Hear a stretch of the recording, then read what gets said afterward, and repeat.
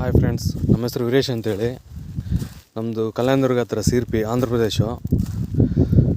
ಈ 15 ನಂಬರ್ ಸಸಿ ನಮ್ಮದಿದು. ಚಿತ್ರದುರ್ಗದಿಂದ ಮಂಜುನಾಥ್ ಸರ್ ಅವರು ನಮಗೆ ರೆಫರ್ ಮಾಡಿದ್ರು. ಇವನ್ನ